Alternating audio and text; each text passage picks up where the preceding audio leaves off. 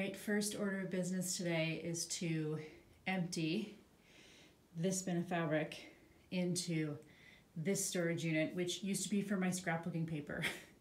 And now I use it for fabric. So I'm so excited to set up my sewing space today. Here we go. All right, all unpacked. This is everything that I put in that one bin of things that I may want to sew this winter. Lots of dark color. It looks like I'm black, gray, navy, and red. Pretty much across the board, except for this brown sparkly one that we talked about last time. But a little bit of Nanny Eero peeking out there just in case I get the urge. Good Canadian girl. Okay, I am on my way to yoga looking super glam. I hope you're noticing. I go to hot yoga and I have been very delinquent in my attendance the last couple weeks with getting the house ready for the market and being on the market and stuff. And I've gone once in the last 3 weeks, and that was 3 days ago. So 2 days ago. So this is actually good because you guys can help hold me accountable, because I am just a happier person when I go to yoga. I just am. So I'm going to yoga. I'm going to look very hot and sweaty when I'm done because it's hot yoga. And yeah, I am off. Not to toot my own horn, but I just parallel parked in this space.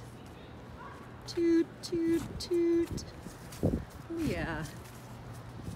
Okay, yoga all done. See, red and sweaty, I told you. I am off to do a few minor errands right now, and then I'm gonna go back to the house and hopefully get some knitting done. Okay, I'm back, and I had a little shake for lunch, and you can see that things are starting to come together back here. I've got the machines up. I'll show you later, but I finished this one last night, and I've got it on my sock blocker. And I think this is the best fitting sock I've ever made, which is really satisfying. This is again Leo and Roxy hand-dyed yarn, and I really like it. And I have enough to do another pair of socks, flip-flopped, pink in the middle, and then the speckled on the ends. So I'm looking forward to doing that.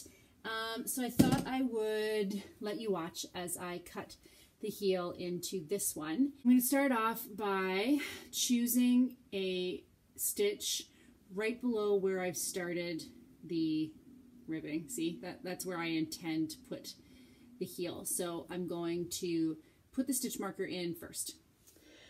Okay, so you can see here that I took that stitch that I marked as where I want to cut, and I followed it back to the edge of the sock, and I picked up one side of each stitch all the way along. And then I did the same thing on the other side. So essentially I've got 2 rows of picked up stitches on either side of this row that I'm going to snip. And so this is what's going to come out. I'm going to link you up to Amy Florence for her tutorial on this, because she's done a really good job, but I still wanted you to see because I said I would.